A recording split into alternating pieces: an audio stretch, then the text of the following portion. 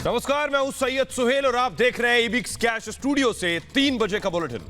नमस्कार, आपके साथ मैं हूं सुचरिता कुकरेती और शुरुआत करेंगे इस वक्त की बड़ी खबर के साथ। सुशांत सिंह राजपूत के पिता के वकील का दावा है कि सबूत नष्ट किए जा सकते हैं। इस मामले की जांच में सबूत नष्ट हो सकते हैं, जांच में देरी से केस का नुकसान हो सकता है। गवाहों को सुरक्षा मिले, ये कहना है सुशांत सिंह के पिता के वकील विकास सिंह का।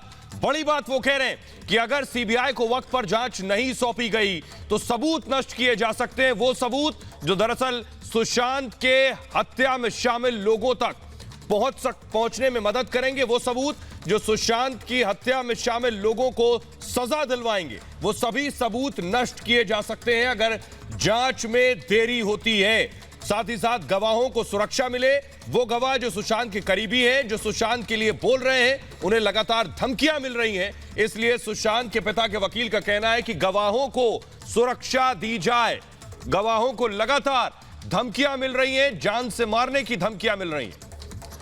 सुशांत सिंह राजपूत के पिता के वकील विकास सिंह लगातार इस मामले में दलीलें रख रहे हैं। कोर्ट में हलफनामे दायर कर चुके हैं। उस मामले में भी सुनवाई होनी है, अब कोर्ट का फैसला आना है। लेकिन उससे पहले विकास सिंह का दावा है कि इस मामले में सबूत नष्ट किए जा सकते हैं। इस मामले में सुशांत सिंह राजपूत की मौत से जुड़े हुए सबूत नष्ट किए जा सकते हैं।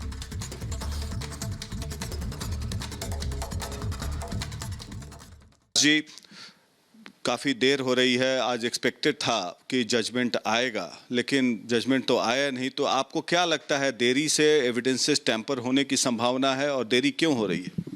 देखिए, देरी तो शायद इसलिए हो रही है कि बड़ा डिटेल जजमेंट शायद जज साहब लिखना चाह रहे हैं पूरे इस जुरिस्डिक्शन के इशू पे।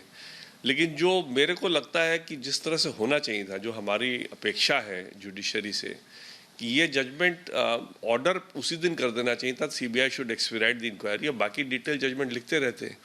अगर उनको डाउट था कि मुंबई पुलिस को भी भेज सकते हैं तभी शायद लिख रहे हैं जजमेंट, अदरवाइज मेरे को नहीं लगता। क्योंकि जब रिया चक्रवर्ती खुद ही कह चुकी है कि मामला सीबीआई में जाना चाहिए और उसने सुप्रीम कोर्ट में 3 बार कहा है, पिटिशन में कहा है, एफिडेविट में कहा है, रिटन सबमिशन में कहा है, महाराष्ट्र गवर्नमेंट पिटिशनर नहीं है, तो किस बात की देरी है मेरे को बिल्कुल समझ में नहीं आ रही। क्योंकि इस तरह के मामले में जहां एक एक दिन क्या एक एक घंटा इंपॉर्टेंट होता है और एविडेंस कलेक्ट करने में, और आपको याद होगा उस दिन मुकुल रोहतगी साहब स्टेट ऑफ बिहार की तरफ से उन्होंने कह दिया, पता नहीं उनको किसने इंस्ट्रक्शन दिया था कहने के लिए कि तब तक कोई एक्शन नहीं लिया जाएगा। उस चक्कर में शायद सीबीआई को लग रहा है कि एक स्टेटमेंट ऑलरेडी है, तो इसलिए शायद इसमें हम लोग को अभी प्रेसिपिटेट एक्शन नहीं लेना चाहिए। तो ये सारा मामला जो है कहीं ना कहीं बहुत ही मतलब मेरे को आश्चर्यजनक लग रहा है कि इस बात की डिले क्यों हो रही है, जबकि अर्जेंसी है इन्वेस्टिगेशन, चाहे जो भी करे। अगर जज साहब को फीलिंग था कि मुंबई पुलिस ही करे तो वही डायरेक्शन दे देते, कम से कम इस बीच का टाइम तो नहीं खराब होता है ना। तो इसलिए जो इन्वेस्टिगेशन, हालांकि मुंबई पुलिस तो कर नहीं सकती थी क्योंकि मुंबई पुलिस तो उनके एफआईआर दर्ज नहीं है, लेकिन सीबीआई का अगर इशू उनके मन में डाउट था तो पटना पुलिस से कम कह सकते थे कि इन्वेस्टिगेशन कंटिन्यू करे। तो एक पॉजिटिव ऑर्डर नहीं आने की वजह से इन्वेस्टिगेशन के सीबीआई को भी स्टे ऑर्डर तो मिला नहीं है और उस संशय में सीबीआई भी है, क्योंकि सीबीआई भी इंतजार कर रही है ताकि वो गति दे सके इन्वेस्टिगेशंस को। तो सीबीआई भी ऊहापोह में है, अभी पूरी तरीके से स्पीड अप तो हुआ नहीं।